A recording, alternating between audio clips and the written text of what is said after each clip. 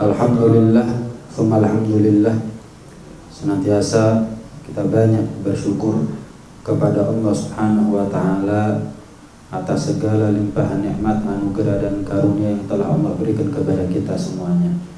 Mudah-mudahan nikmat zahir Allah sempurnakan dengan nikmat batin. Nikmat dunia Allah sempurnakan dengan nikmat akhirat. Nikmat panjang umur, sehat walafiat Allah sempurnakan dengan akhir husnul khatimah. Amin ya rabbal alamin. Hadirin hadirat sekalian rahmati oleh Allah, mulai pertemuan kali ini saya akan bahas kitab namanya Risalatul Mu'awanah. Risalatul Mu'awanah ini karya seorang imam agung ada di zamannya, ulama besar. Nama beliau Al-Habib Al-Imam Abdullah bin Alwi Al-Haddad. Lahir 400 tahun yang lalu. Ulama luar biasa. Mulai dari kecil beliau memang sudah dipilih oleh Allah Subhanahu wa taala untuk jadi ulama yang mulai usia 4 tahun buta mata beliau, tapi peka mata batinnya. Bayangkan gimana nggak dipilih mulai kecil. Sementara beliau ketika usia masih kanak-kanak 7-8 tahun beliau belajar dari rumah ke madrasah Mi'lamah itu setiap hari 200 rakaat pagi. Setiap hari 200 rakaat ada di Tarim. Masjid Tarim itu jumlahnya ada 360 masjid. Sehingga kota Tarim Hadramut dengan jumlah masjid 360 masjid itu menjadi kota yang dijuluki 1000 menara. Kalau di Lombok kota 1000 masjid ya. Nah, kalau Tarim ini kota 1000 menara. Jumlah masjidnya ada 360 masjid. Sesuai dengan hitungan hari dalam setahun atau sesuai dengan lingkaran penuh 360 derajat. Dari masjid ke masjid setiap pagi beliau sholat nggak kurang dari 200 rakaat. Namanya Abdullah bin Alwi Al-Haddad. Jangan sampai kita lupa itu nama. Karena ibarat orang masuk rumah itu, ya kita harus tahu sebelum masuk ke dalamnya siapa pemilik rumahnya. Masa kita nggak tahu rumahnya orang, rumahnya siapa, tahu-tahu kita masuk. Sama kita belajar satu kitab, ya kita harus mengenal siapa pengarang, penyusun daripada kitab tersebut. Al-Habib Abdullah bin Alawi bin Muhammad Al-Haddad ini nggak pernah nggak ngamalkan sunnahnya Nabi. Nggak pernah nggak ngamalkan sunnahnya. Semua sunnahnya Nabi berhasil beliau lakukan istiqomah. Bukan sekali seumur hidup. Istiqomah ngamalkan sunnahnya Nabi. Kecuali satu. Apa itu? Manjangkan rambut sampai sepundak. Diceritakan ketika beliau akan wafat, persis 40 hari sebelum beliau wafat. Itu beliau pesan kepada anak istrinya, keluarganya, kalau memang ini sakit adalah sakitku yang terakhir karena sebentar lagi aku akan wafat, tolong ya, jangan dipotong rambutku, biarkan panjang. Tanya keluarganya, kenapa? Semua sunnah Nabi sudah aku jalani, tinggal satu, manjangkan rambut sampai sepundak. Aku ingin mati dalam keadaan ngamalkan sunnahnya Nabi. Sakit keras, ajal udah deket, yang dipikiri sunnahnya Nabi. Kita panjang umur, sehat walafiat, yang kita pikiri bukan sunnahnya Nabi. Lah gimana kalau kita punya ajal sudah dekat, kita sakit, mudah-mudahan panjang umur, sehat walafiat kita ini. Hah? Apa yang pikiran kita? Ini makanya saya katakan, ya, beliau memang orang yang dipilih oleh Allah dari kecil, sudah dijaga oleh Allah. Sama seperti Nabi misalnya, kan nggak ada Nabi itu kecilnya nakal, nggak ada cerita seperti itu. Sama ada ulama-ulama itu memang Allah kehendaki di kemudian hari jadi orang besar. Bayangkan 400 tahun yang lalu wafat sampai sekarang. Ini kitab nih, karangan yang kita baca ini Risalatul Mu'awanah 400 tahun yang lalu itu. 400 loh, 4 abad loh, bayangkan. Seperti Imam Syafi'i juga begitu, Imam Maliki, Imam Hambali, semuanya. Ini orang-orang pilihan. Pernah dengar Imam Syafi'i dulu kecilnya nakal, mudanya nakal, pernah dengar? Memang dikehendaki oleh Allah Subhanahu wa taala untuk jadi orang hebat. Untuk jadi orang hebat. Nah, ngamalkan sunnah penting buat kita. Ngamalkan sunnah penting buat kita. Man ahya sunnati faqad ahabbani wa man ahabbani kana ma'i fil jannah. Orang yang ngamalkan sunnahku ini bukan hanya masuk surga, tapi kumpul sama aku nanti di surga. Ada kalanya orang masuk surga tapi nggak kumpul sama Nabi nanti di surga. Jenengan pulang ke rumah tapi nggak ketemu sama orang tua.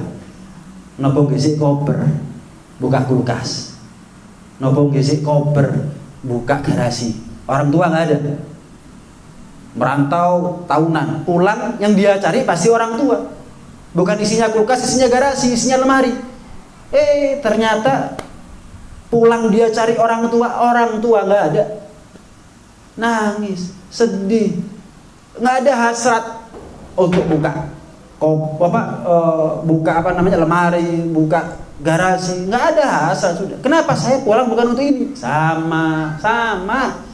Kita ini masuk surga bukan karena intan permata, bukan karena istana dan bidadari. Emas itu menjadi mahal. Kenapa? Sekarang kan emas itu mahal, intan permata itu kan mahal. Kenapa? Karena nggak semua orang punya, mahal. Tapi orang nanti di surga, semua orang punya, murah. Saking murah nih emas perak sampai dititik pakai kaki nanti di surga itu. Tapi kalau kumpul sama Nabi, nggak semua orang punya. Nah, yang mahal nanti di surga bukan emas perak, bukan intan permata, bukan surga, bukan bidadari, tapi kumpul sama Nabi SAW. Caranya gimana? Man ahya sunnati, barang siapa yang melestarikan, menghidupkan sunnahku, faqad ahabbani. Itu orang betul-betul aku akui kalau dia cinta sama aku. Kita ini ngaku cinta, tapi apakah pengakuan kita mendapatkan keabsahan dari Rasulullah, legitimasi dari Rasulullah SAW? Nah, tolak ukurnya kalau kita ingin cintanya kita diakui sebagai umat Nabi, cintanya kita diakui oleh Nabi, amalkan sunnahnya Nabi.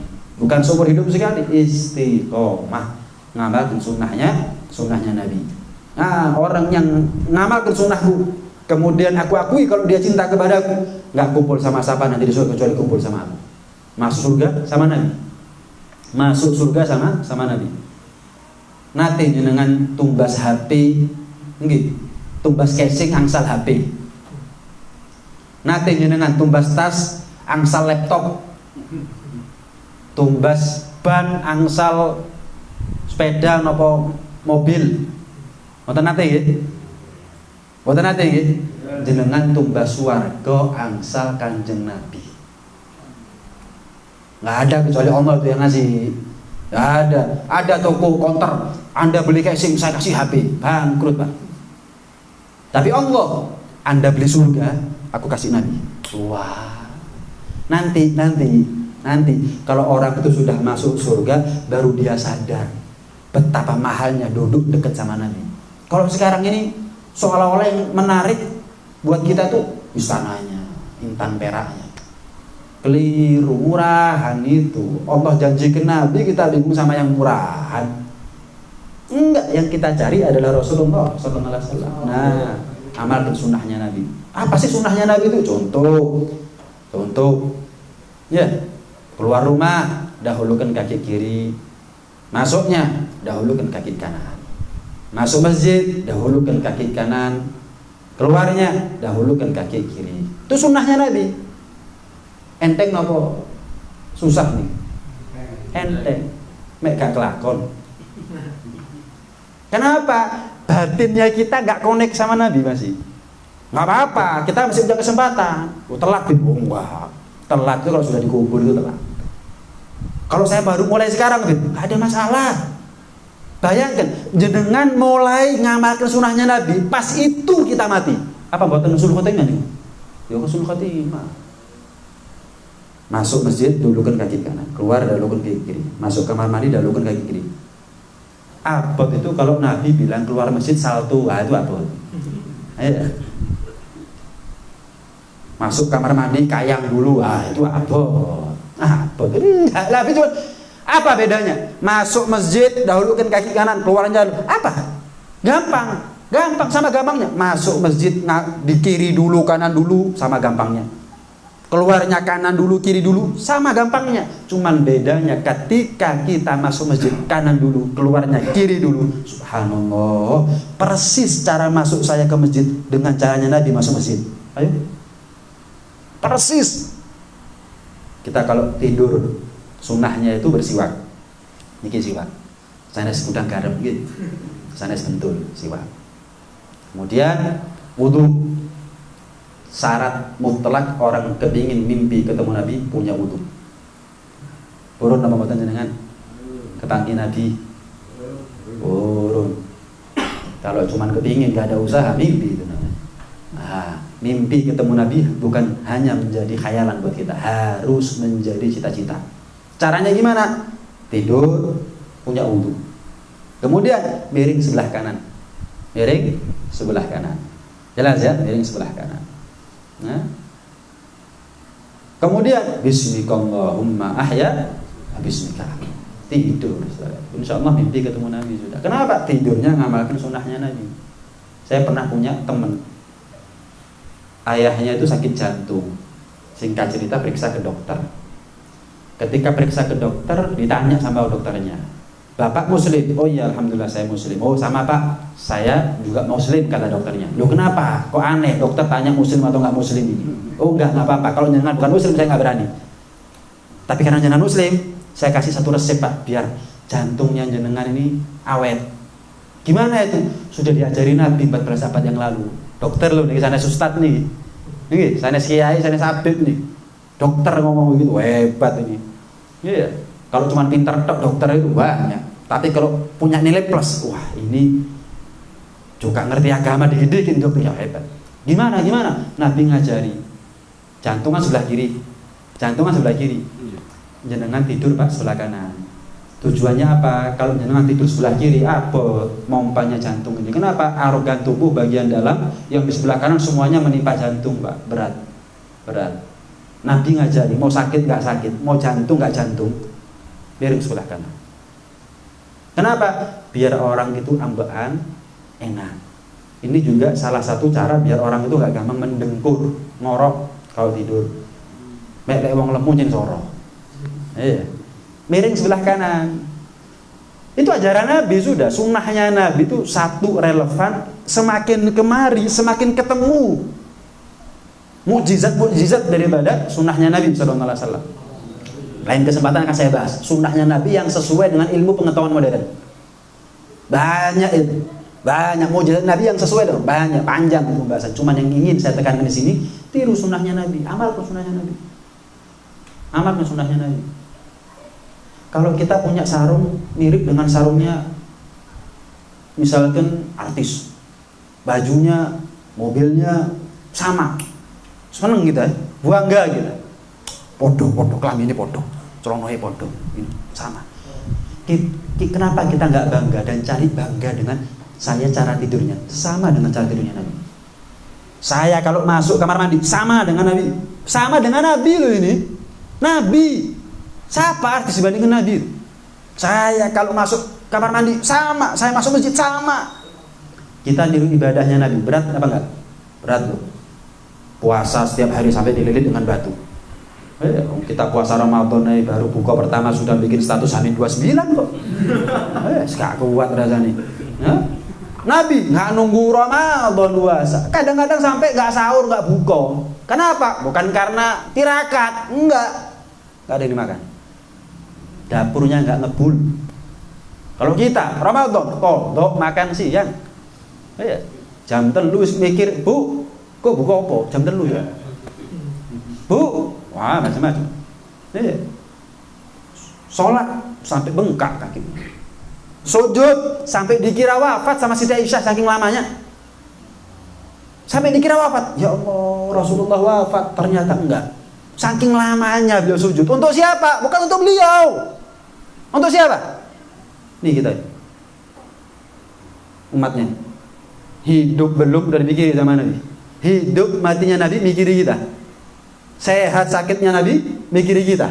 Senang susahnya Nabi gara-gara kita, untuk kita. Kita senang susah nggak pernah kepikiran Nabi, hidup mati nggak pernah mikirin Nabi. Mana balas jasa kita, rasa terima? Isin nggak kita sama Nabi ya? Malu nggak kita sama Nabi? Baik-baiknya Nabi sama kita, durhaka-durhakanya kita sebagai umat kepada Nabinya. Isin, gimana kita punya muka nanti ketemu sama Nabi? Malu kita. Isin kita dalam ngamalkan sunnah kok. Dalam ngamalkan sunnah. Amalkan sunnahnya Nabi. Kalau kita mirip sama artis bangga, kita lebih wajib bangga dan cari bangganya untuk bisa sama dengan Nabi Sallallahu Alaihi Wasallam. Dan itu adalah amalan daripada Imam Haddad, mulai dari kecil sampai beliau meninggal, itu amalannya Imam Haddad. Nah, akan saya bahas sedikit demi sedikit. Ini ya. Di sini Al-Imam Al-Haddad membuka kitabnya Risalatul Mu'awanah dengan bacaan basmalah. Bismillahirrahmanirrahim. Yang artinya apa? Dengan menyebut nama Allah Maha Pengasih lagi Maha Penyayang. Jelas. Kenapa sih setiap ulama selalu memulai kitabnya dengan basmalah? Nggak ada kitab nggak dimulai dengan basmalah. Semua kitab dimulai dengan basmalah. Kenapa? Alasan yang pertama, iqtidaan bil Qur'anil Aziz. Dalam rangka meniru Al-Quran. Sebagaimana Al-Quran dimulai dengan Bismillahirrahmanirrahim, tentu selain Al-Quran lebih patut untuk memulainya dengan Bismillahirrahmanirrahim. Itu yang pertama. Yang kedua, ngamalkan haditsnya Rasulullah SAW. Ini sunnah nih. Ini termasuk sunnah. Ngamalkan haditsnya Rasulullah. Apa itu? Rasulullah Sallallahu Alaihi Wasallam pada bersabda, kullu amrin dzibalin la yubda'u fihi bi Bismillahirrahmanirrahim fahuwa aqta'. Setiap perkara yang kalau nggak dimulai dengan bismillah, yang mana perkara itu perkara wajib atau sunnah? Wajib nggak dimulai dengan bismillah. Sunnah seperti ngarang kita nggak dimulai dengan bismillah, fahuwa aqta'. Maka kenapa? Mati ya? Enggak mati. Setiap perkara yang dianggap penting oleh syariat, berarti kalau dianggap penting ya wajib atau sunnah. Kalau haram, ya nggak dianggap penting dalam syariat. Jadi kalau ada orang mau nyolong baca bismillah dulu biar selamat, wah pelecehan namanya. Maksiat bawa-bawa namanya Allah, biar selamat deh, enak lu. Biar selamat jangan nyolong, kan gitu. Biar selamat kok nyolong, Pak? Bawa namanya Allah, enak lu. Biar selamat jangan nyolong, gitu seharusnya. Atau makruh, makruh seperti apa? Ngerokok, Bismillahirrahmanirrahim. Jangan. Kenapa? Nggak pantas, nggak ilok, nggak sopan. Mosok melakukan perkara yang makruh, yang Allah dan Rasulullah nggak seneng, bawa-bawa namanya Allah, Bismillahirrahmanirrahim. Jangan apa? Jangan kayak jantungan, baby. Jangan rokok, biar nggak jantungan itu. Kok ngerokok bawa Bismillah, malah jantungan itu. Kenapa? Kualat itu sama Allah. Ya bawanya. Sunnah atau wajib? Sunnah atau wajib? Yang wajib contohnya apa? Sholat wajib Bismillahirrahmanirrahim. Atau maaf, hubungan suami istri, tapi wajibnya wajib kifayah, fardunya fardu kifayah. Sepatutnya bagi suami istri dua-duanya baca bismillah. Atau salah satu di antara keduanya. Khilaf di antara ulama baca bismillah ketika hubungan suami istri, apakah itu fardu kifayah ataukah sunnah? Khilaf di antara ulama. Yang sering kita dengar sunnah, nggak dosa, kelalen ya nggak dosa. Cuman orang kalau maaf ketika berhubungan suami istri nggak baca bismillah, setan ikut nimbrung. Nah, maaf ya, spermanya suami istri bercampur dengan spermanya setan. Akhirnya pengaruh sama akhlaknya anak. Baca bismillah. Tapi sebelum telanjang. Sebelum telanjang, sebelum berhubungan baca bismillah. Patutnya begitu. Itu yang wajib. Yang sunnah banyak seperti baca kitab. Barang siapa yang melakukan satu perkara yang dianggap penting oleh syariat, kalau tidak dimulai dengan bacaan basmalah, maka kurang manfaat, kurang barokah. Kitab nggak dimulai dengan bismillah, langsung aja to the point, kurang manfaatnya. Ada minim. barokah kurang, ada minim akhirnya, nggak maksimal manfaatnya, nggak maksimal barokahnya. Begitu juga kalau kita ini masuk, ketika kita ini kerja, biar manfaat barokah rezekinya mulai dengan bismillah. Insya Allah berkat kita keluar rumah baca bismillah, mau kerja baca bismillah, Allah jaga daripada kita ini nyerempet apa yang haram. Allah jauhkan kita. Kadang-kadang kalau yang haram itu deket, tergoda kita, soro. Iya. Tapi kalau kata-kata kita baca bismillah, akhirnya Allah berkenan dan sudi untuk menjauhkan kita dari yang haram. Jadi gak ketemu belas, gak ketemu soro soalnya.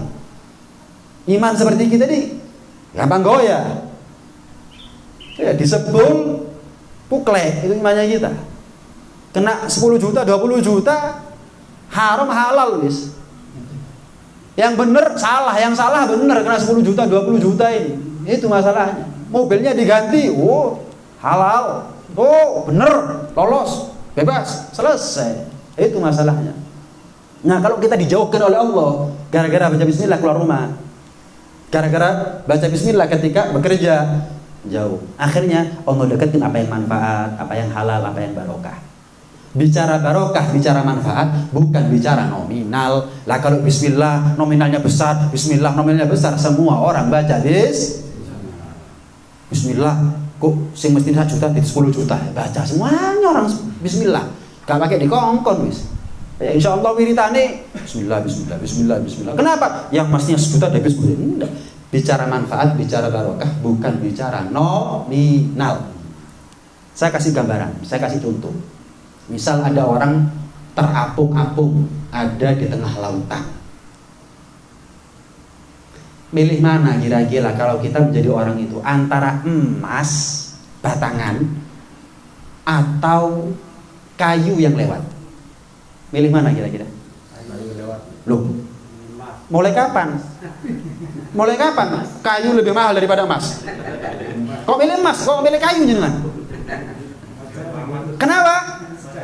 Yang manfaat, yang manfaat saat itu adalah kayu. Gak pakai meluk emas aja mendelep kita. Meluk emas mana ya tambah jeru. Jelas ya? Loh, gak kepingin emas, gak eman tak emasnya? Eman beb, cuma saya cari yang manfaat dulu. Loh kenapa kok kayu manfaat? Sementing selamat di sini. Nah, jelas ya. Yang penting selamat dulu. Nyampe daratan mau emas mau apa ya saya cari, saya usahakan. Sama kita hidup di dunia ini ibarat tenggelam, terapung-apung. Bu selamat buka. Ojo bingung emasnya. Jangan bingung nominalnya. Manfaat barokahnya. Sampai selamat, kapan selamat? Swarga. Kalau sudah swarga, gak usah dijaluk. Emas, intan, permata, istana nggak usah diminta. Orang enggak, harus ngerti terapung, emas cukup, perak cukup, uang cukup kadang-kadang. Ambil, ndelok. Akhirnya dunia itu Pak Bu, satu di antara dua. Dunia itu satu di antara dua. Kalau enggak dunia yang meninggalkan kita duluan, ya kita duluan yang meninggalkan dunia. Wes, jadi orang jangan ragu, serakah. Jadi orang yang pintar, cerdas. Apa itu? Sing penting manfaat, barokah, selamat. Setelah selamat masuk surga, bebas mau ngapain. Gak ada yang haram nanti di surga. Gak ada yang haram nanti di surga. Itu kan enak. Ini orang cerdas ini. Dari mana dia bisa cerdas? Belajar. Itu karena itu baca bismillah, bismillah, bismillah, bismillah. Baca bismillah, bismillah, bismillah, bismillah. Keluar rumah, bismillah, amantu billah, tawakkaltu ala Allah. Mau tidur, apa? Bismika Allahumma ahya, bismika amut. Mau makan, bismillahirrahmanirrahim, Allahumma barik lana fima razaqtana, dan seterusnya. Masuk kamar mandi, bismillah, Allahumma inni a'udzubika minal khubuthi wal khaba'ith. Lu Nabi tuh ngajari. Umatnya malah Nabi tuh ngajari buat kita. Surga itu diciptakan untuk Nabi. Nabi nggak butuh sama bismillah tadi itu. Nabi nggak baca bismillah, sudah surga tertinggi sudah. Nggak ada derajat yang lebih tinggi daripada derajat Nabi di surga. Kita yang butuh dengan bismillah tadi. Nabi ngajari. Nabi ngajari. Makanya orang tua sama Nabi, misalkan sebagai perbandingan, yang lebih berjasa siapa? Yang lebih berjasa siapa? Orang tua dibandingkan sama Nabi? Nabi sih. Nabi itu mulai melek sampai merem ngajari kita. Melek meremnya Nabi di diri kita soalnya. Oh, melek. Alhamdulillah alladzi ahyana ba'da ma amatana wa ilaihi nusyur. Setelah itu bangun tidur bersiwak juga, sebagaimana siwak sunnah sebelum tidur, siwak juga sunnah bangun tidur. Masuk mana? Kamar mandi. Bangun tidur biasanya orang ke kamar mandi nggak tahu kencing, buang air besar, atau mungkin wudu, atau mandi dan seterusnya. Masuk kaki kiri dulu. Nabi ngajari itu. Kita belum hidup, belum tercipta di kiri tadi itu. Oh, masuk kaki kiri. Bismillah, Allahumma inni a'udzubika min khubuthi wal khaba'ith. Melepas baju, baca Bismillahilladzi la ilaha illa huwa. Cak itu. Kok banyak ini Bismillah itu Bismillah. Kalau kita penasaran sama sunnahnya Nabi, pasti apa? Enteng kok. Pendek-pendek. Wadah yang kayak ayat kursi panjang, kayak Yasin, Waqiah, enggak. Enteng. Cuman karena kita nggak penasaran sama sunnahnya Nabi, keapal ya wis. Seharusnya gimana? Oh, nggak harus apa kok ngamalkan sunnah.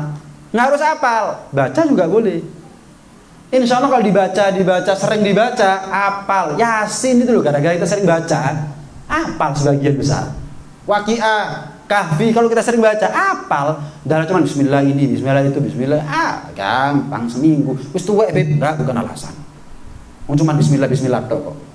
Kalau saya suruh jenengan ngapalkan Sahih Bukhari, aku tuwek gak kuat ya, pantas. 6.000 hadis. 6.000 hadis pantas. Nah, kalau Bismillah ini, Bismillahirrahmanirrahim, Bismillahirrahmanirrahim, la ilaha illallah, Bismillah amantu bil. Gampang semuanya. Baca. Bukan ngamalkan, enggak harus hafal, baca. Tapi dari baca hafal dewi. Ketika hafal lebih gampang. Kalau sudah istiqomah, enggak baca itu malah bingung kadang-kadang. Waduh, kok gak mojo lali aku. Tapi tetap dicatat sebagai orang yang baca gara-gara istiqomahnya. Namanya lupa bukan dari dia. Enggak ngamalkan sunnah itu ada dua. Malas atau lupa. Istiqomah, dia ngamalkan sunnah, kelalen, tetap dapat pahalanya. Biasanya hadir pengajian, sakit, namanya sakit bukan dari dia dong. Di rumah tetap dapat pahalanya walaupun di rumah. Tetap dapat pahalanya. Hadisnya ada itu. Tapi kalau nggak datang pengajian, kenapa? Malas, pedot. Kenapa? Sinetron, Bib. Kenapa? Waduh, Piala Eropa, Bib. Bisa lagi. Oh, lain ceritanya. Lain. Oh enggak, sakit. Oh enggak, mau keluar ada tamu, masuk ditinggal. Terus odur yang bukan dari ikhtiarnya dia, tetap dapat pahalanya. Biasanya ngamalkan istiqomah, kelalen. Oh, tetap dapat pahalanya walaupun nggak ngamalkan. Kelalen ya. Tapi kalau sekali-sekali yang ngamal misal ya pedot pahalanya. Pedot pahalanya. Ini Bismillahirrahmanirrahim. Terakhir sebagai penutup. Khalid ibnul Walid. Kita kenal siapa Khalid ibnul Walid, sahabat Nabi yang diberi gelar Saifullah. Pedangnya Allah. Wah, kalau mental jangan ditanya sudah. Mental luar biasa nih Saifullah ini. Khalid ibnul Walid sekali waktu perang, menang perang, akhirnya orang-orang kafir ditawan.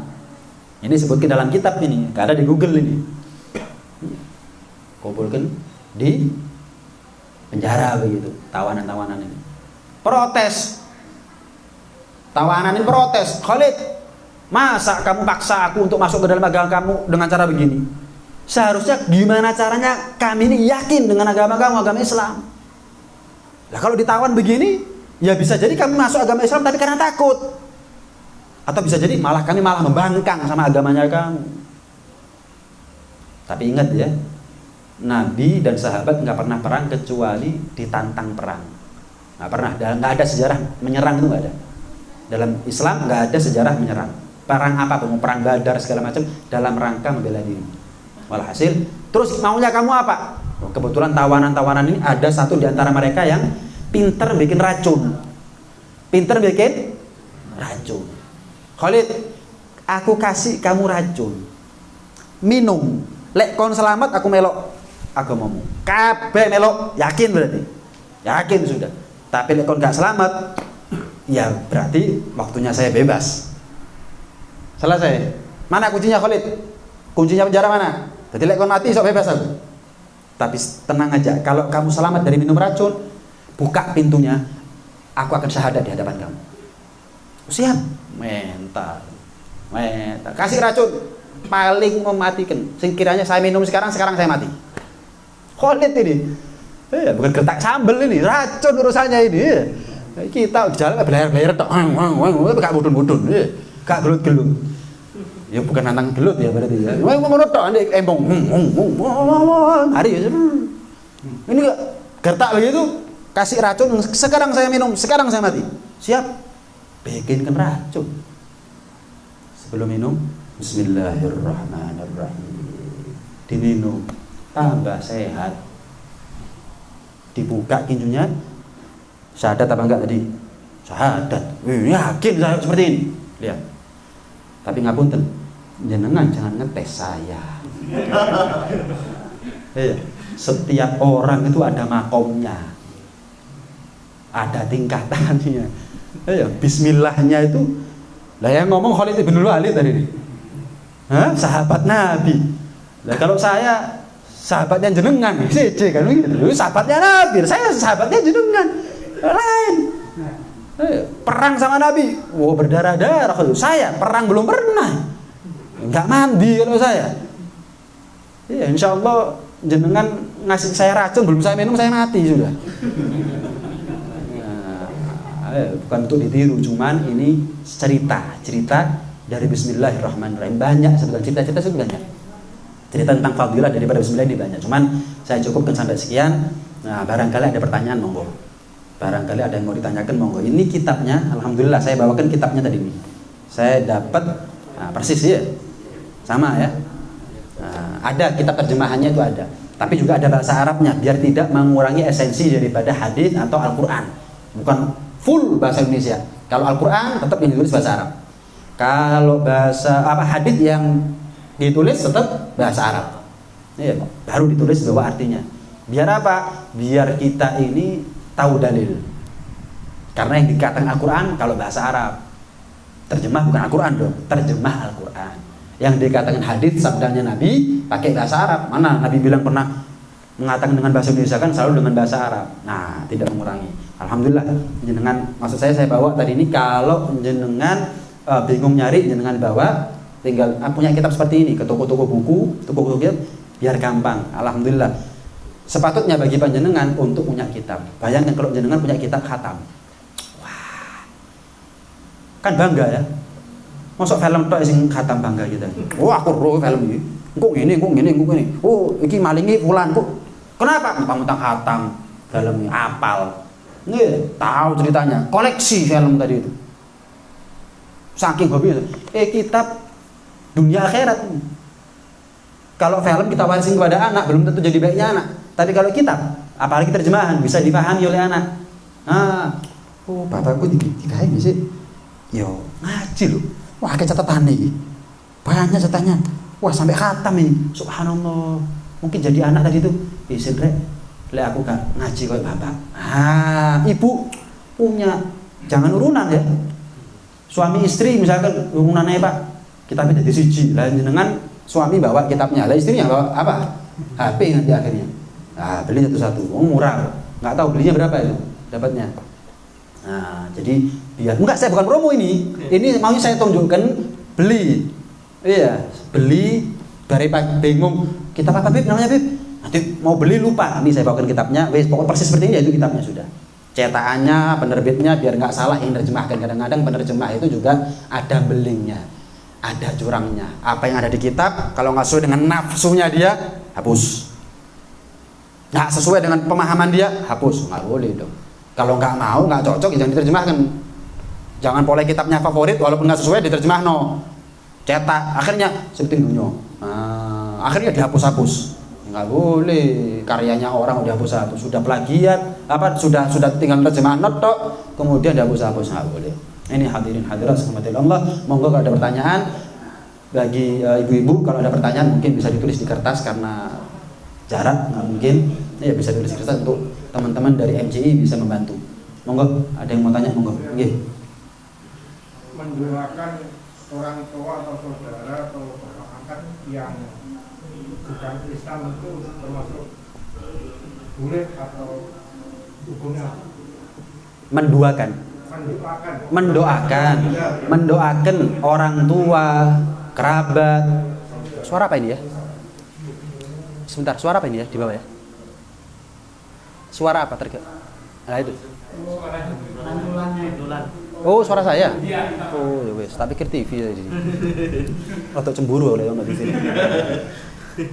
Ada orang tua, mau orang tua kandung, orang tua angkat, saudara, famili, kerabat dan seterusnya meninggal dunia, tapi bukan muslim, non muslim. Kita doakan gimana? Nggak bisa. Saya doakan ampunan, nggak bisa. Sudah kehendaknya Allah. Innaka la tahdi man ahbabta walakinnallaha yahdi may yasha. Rasul itu kepingin Abu Lahab, pamannya itu. Sudah paman, kaya, jagoan, punya pengaruh kuat, power luar biasa, kekuasaan hebat, masuk Islam. Wah, kalau Abu Lahab pamanku ini masuk Islam, jaya di Islam, akan lebih mudah ke depannya. Kepingin. Cuman Allah tegur, innaka la tahdi man ahbabta walakinnallaha yahdi may yasha. Muhammad sallallahu alaihi wasallam, kamu tidak bisa memberikan hidayah kepada siapa yang kamu mau. Aku Allah. Kepada siapa aku berikan hidayah, hak penuh buat aku. Nah, kalau sudah meninggal, nggak bisa kita doakan apa-apa sudah. Ya wis, wis. Dia salah pilih jalan hidup, versinya kita kan begitu ya. Versinya dia kan kita yang dianggap salah, nggak ada masalah.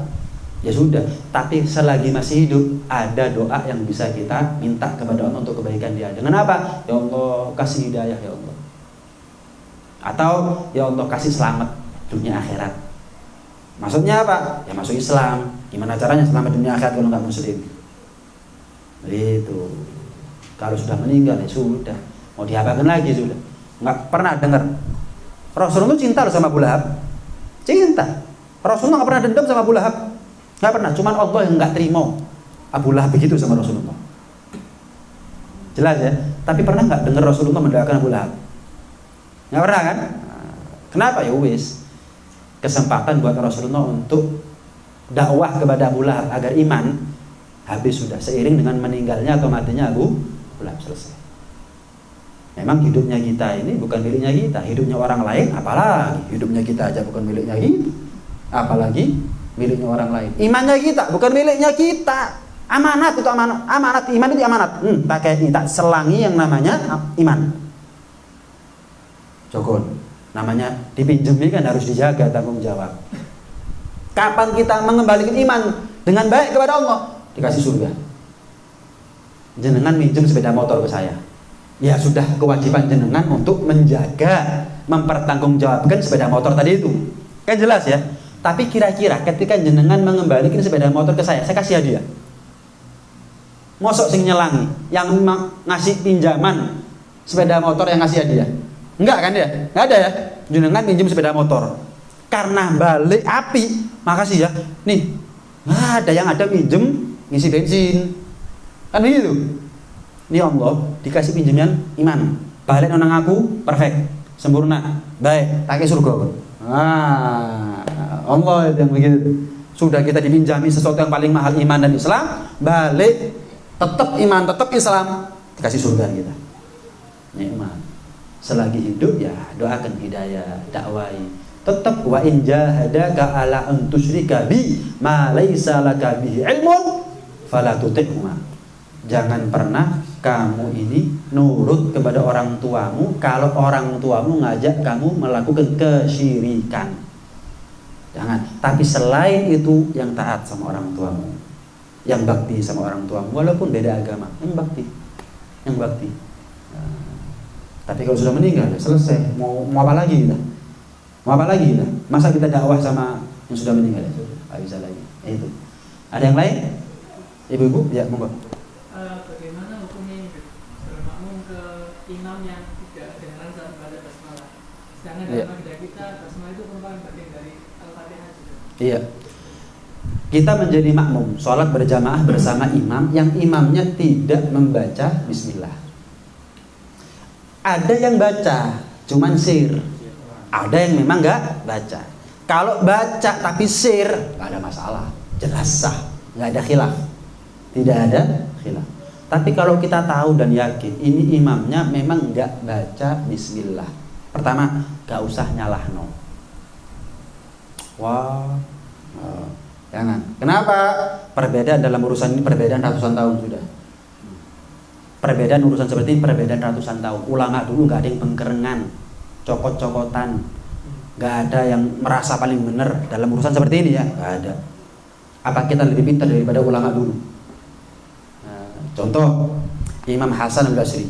Imam Hasan al-Basri itu nggak kunut, tapi beliau mengatakan aku nggak kunut tapi nggak pernah nyalahkan yang kunut. Imam Syafi'i kunut kalau subuh, tapi pernah nggak kita dengar Imam Syafi'i menyalahkan yang nggak kunut? Jelas ya, kan nggak ada ya. Ada orang nggak kunut nyalahkan yang kunut, lebih pintar daripada Hasan al-Basri. Ada orang kunut nyalahkan yang nggak kunut, lebih pintar daripada Imam Syafi'i. Ini permasalahan klasik. Ojo dikei ruwet. Jangan dibikin panjang. Memang perbedaan itu ada. Cuman yang itu yang pertama, jangan nyalahkan. Yang kedua, jangan berjamaah dengan dia.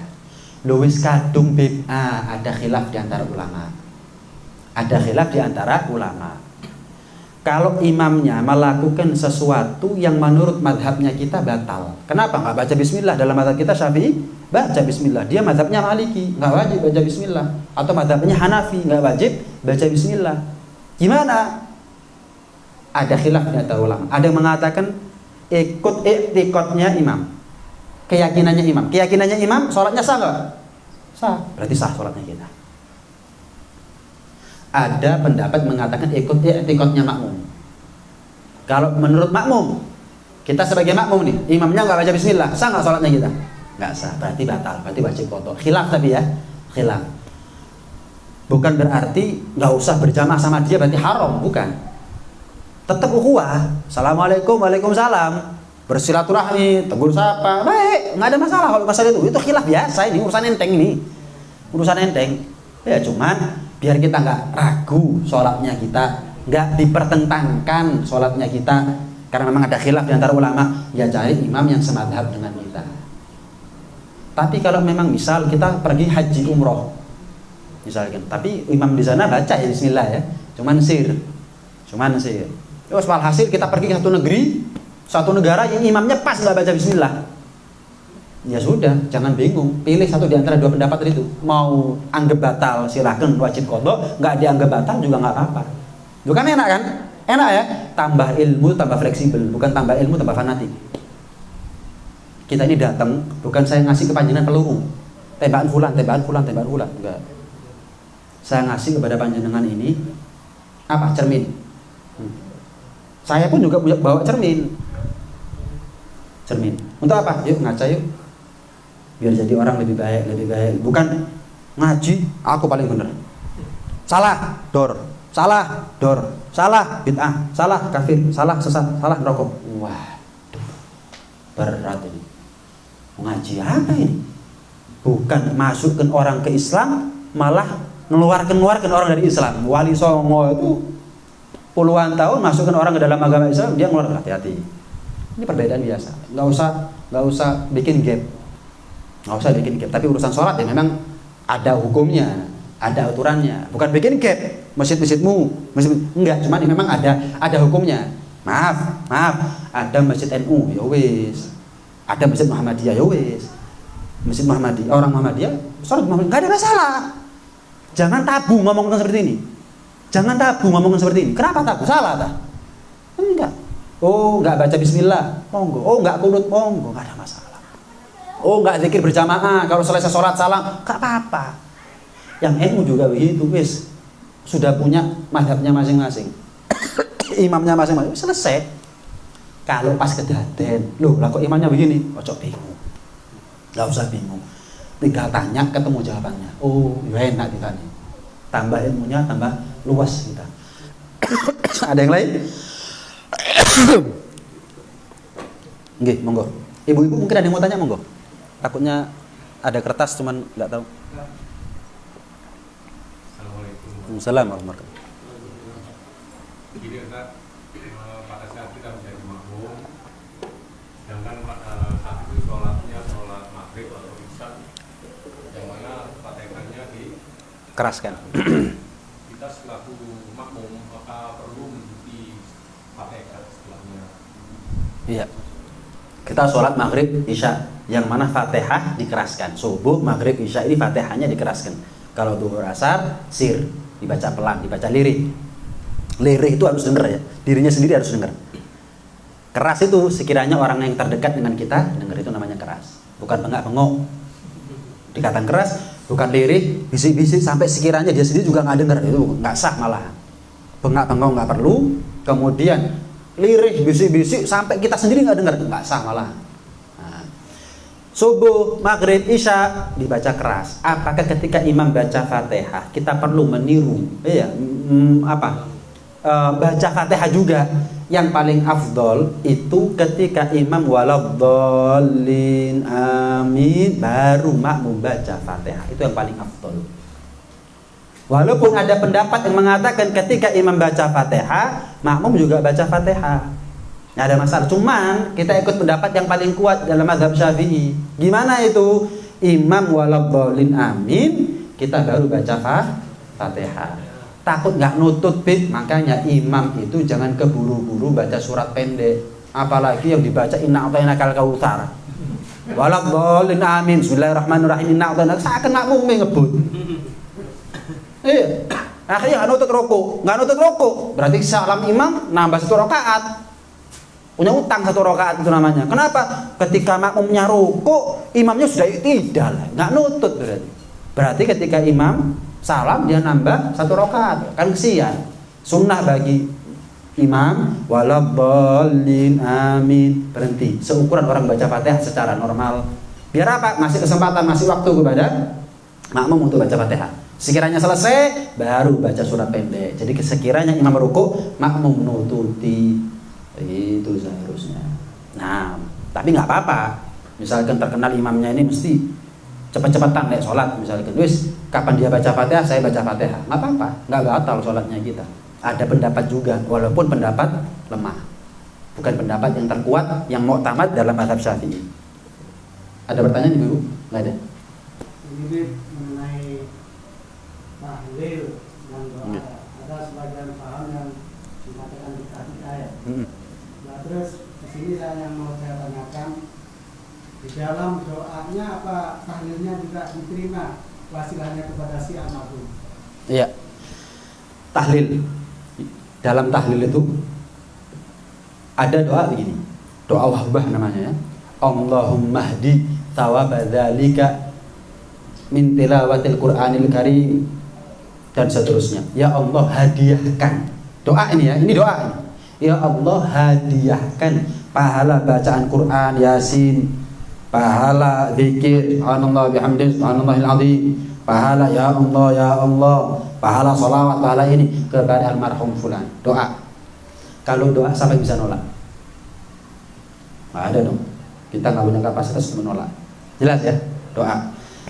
Tapi kalau poin pertanyaannya, apakah hadiah bacaan itu, bacaan Al-Quran, zikir, sholawat, istighfar, bisa kita hadiahkan walaupun tanpa doa kepada almarhum orang yang sudah meninggal, baik baru meninggal atau sudah puluhan tahun, ratusan tahun yang meninggal? Imam Syafi'i sendiri berpendapat nggak bisa. Tapi ingat, Imam Syafi'i nggak pernah nyalahkan ulama yang mengatakan bisa dihadiahkan.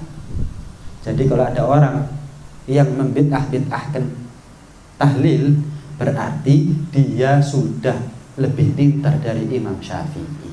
Itu aja. Kira-kira masuk akal? Ada orang sekarang lebih pintar dari Imam Syafi'i. Yes. Tapi perbedaan itu hal yang lumrah gitu. Itu hal yang lumrah. Selesai. Imam Syafi'i aja begitu. Tapi banyak ulama yang berpendapat, dihadiahkan tuh bisa. Contoh dalam sebuah hadis Rasulullah sallallahu alaihi wasallam bersabda, "Annar rajula yamutu walidahu aw ahaduhuma wa innahu la'aqul lahuma." Ada seorang anak ditinggal wafat orang tuanya Dulu ini anak ketika hidup adalah anak yang durhaka kepada orang tuanya. Wa innahu la yastaghfir lahuma wa yad'u lahuma. Ini anak kepaten orang tua nyesel, akhirnya mendoakan orang tuanya. Mendoakan, memintakan ampun kepada Allah untuk orang tuanya. Jelas ya? Hatta yaktubahullahu barron lahuma. Maka anak seperti ini nggak akan dimatikan oleh Allah, dicabut nyawanya, kecuali dia dicatat yang dulunya ketika hidup anak yang mokong durhaka menjadi anak yang berbakti, diganti statusnya. Ini hadisnya Nabi. Kalau misalkan bacaan itu nggak bisa dihadiahkan, doa untuk orang meninggal itu percuma, istighfar untuk orang tua atau siapapun itu percuma, ngapain Nabi menyuruh kita untuk sebagai anak mendoakan dan memintakan ampun kepada Allah untuk orang tua kita? Jelas ya? Oh, itu cuma untuk anak tok sama orang tua. Loh, ya apa sih? Nabi bilang memang kapasitasnya dalam konteks orang tua dan anak. Tapi Nabi nggak pernah bilang bahwa selain itu nggak bisa ya. Berarti kalau ada orang bilang selain itu nggak bisa, yang bikin syariat anyar siapa berarti? Selesai. Sholat jenazah, ya kan? Allahumma ighfir lahu warhamhu wa'afihi wa'fu anhu dan seterusnya. Lah kalau doa untuk mayit itu nggak didengar, untuk apa Nabi itu ngajarkan kepada kita sholat jenazah, dungakno mayit? Jelas ya? Doa kepada jenazah itu sampai jelas. Tapi kalau menghadiahkan bacaan, khilaf di antara ulama. Wes saya tak baca Yasin, hadiah pahalanya untuk orang yang sudah meninggal. Khilaf. Kalau sudah khilaf, jangan merasa paling benar. Kenapa? Ada saudara kita yang juga benar punya dalil. Satu, yang kedua, jangan keminter. Jangan merasa paling benar, jangan keminter. Kenapa? Siapa kita dibanding ulama dulu? Ulama dulu nggak ada yang keminter, nggak harus nyalahkan satu sama lain, nyerang satu sama lain, rangkulan enak. Kita, wah hati-hati. Biasa saja. Jadi kalau ada ulama, kalau ada ustadz, kalau ada ulama ustadz ngajak kita fanatik, dang diatui, ngajarkan sing tahlilan bid'ah, atau sing gak tahlilan bid'ah, atau no. Yes. Kenapa? Keminter ngerasa paling bener. Imam Syafi'i nggak pernah ngomong, osok melo-melo ya, sing tahlilan dan osok melo-melo, nggak pernah. Imam Syafi'i itu nggak pernah. Ada orang osok melo sing tahlilan, hati. Ulama lain kudu tahlilan, yo lek tahlilan bid'ah. Loh. Ulama dulu nggak ada yang ngomong seperti itu. Hati-hati. Terserah gitu loh. Ini urusan furu, urusan cabang, bukan urusan yang prinsip. Prinsip itu seperti apa? Nabi itu 25. Yang terakhir adalah Nabi Muhammad. Selesai. Nggak ada Nabi ke-26. Nah, ini urusan prinsip.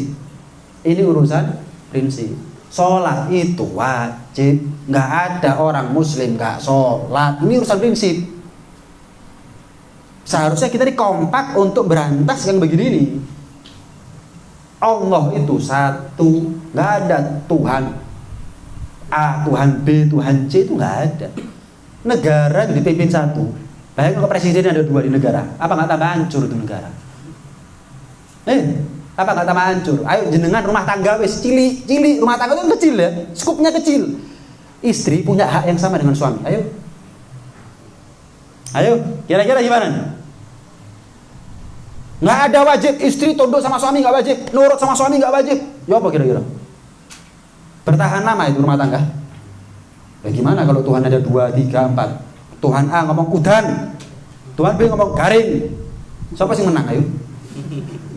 Nah kalau ada yang kalah berarti bukan Tuhan dong. Tuhan kok kalah? Itu gambaran. Ini gambaran nih sebetulnya. Ini urusan prinsip ini yang kita perlu kompak tuh begini. Kita perlu ke Setiarjo. Mau kunut nggak kunut tahlilan nggak? Ayo kompak yuk. Untuk apa ke Setiarjo?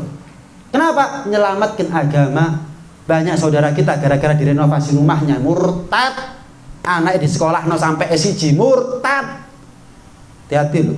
Kita ditanya loh sama Allah. Gara-gara bengkerengan podo di masjid badali. Podo di masjid. Nggak pernah bingung sama yang nggak pernah masuk masjid. Orang dulu bingung ya apa caranya sing dek jobo mlebu nang masjid ini enggak. Dek masjid tuh ditudingan. Gak mari-mari. Akhirnya yang di luar gak kereken. Sudah bagus muslim, sholat, puasa, kapan Ramadan, udah bagus. Abi. Akhirnya saudara kita gara-gara sembako, gara-gara renovasi rumah, anak sekolah murtad. Padahal coba kita mau ngelirik dengan kemampuan yang kita punya secara kolektif, mampu kita. Mampu. Karena itu pertemuan ini sebetulnya saya punya harapan besar. Bukan hanya sekedar pengajian, tapi ada nilai esensi lain yang bisa didapatkan mereka yang mungkin belum pernah tersentuh. Mereka muslim, tapi nggak pernah tersentuh ajaran agama. Wajib dong, saudara kita kok. Masuk dulur soro gak direken. Wajib. Kita mampu tuh. Orang kafir mampu kok untuk murtadkan. Berarti kalau kita mau bertahan, mau berusaha, bisa bertahan untuk imannya. Cuman masalahnya ngereken orang lain, kita nggak ngereken, pegel ore. Akhirnya bismillah agama iki enak. Penulan ditanggung. Bikinkan toko, carikan penghasilan, anakku di sekolah, omahku diapii. Dulurku dhewe, dulur apa? Kenapa? Kono mangan, aku gak mangan. Omahe apik, omahku reot. Anaknya pinter, anakku bodoh, gak sekolah. Kenapa? Bukan karena nggak bisa bantu, nggak mau bantu. Nah, tuh tanggung jawab. Tanya kita sama Allah SWT. Tugasnya kita ini mempertahankan agama Islamnya kita dan orang-orang kita. Iya. Dan yang kedua, gimana caranya yang belum selamat. Wes, kerja. Itu jangka panjang PR buat kita semuanya. Mudah-mudahan takdir kita dimudahkan oleh Allah SWT untuk bisa melakukan itu semua sehingga kita punya pahala yang besar. Abot tapi ganjarannya gede. Abot makanya ganjarannya besar. Mudah-mudahan ditakdir kita termasuk di antara mereka yang berhasil menolong saudara kita tetap sama imannya, atau bahkan berhasil menyelamatkan seseorang yang hampir nggak selamat gara-gara imannya, melalui lisan kita, melalui akhlaknya kita, melalui dakwahnya kita, melalui jiwa sosialnya kita, dan seterusnya. Amin Allahumma amin. Amin ya rabbal alamin. Rabbana anfa'na bima 'allamtana rabbi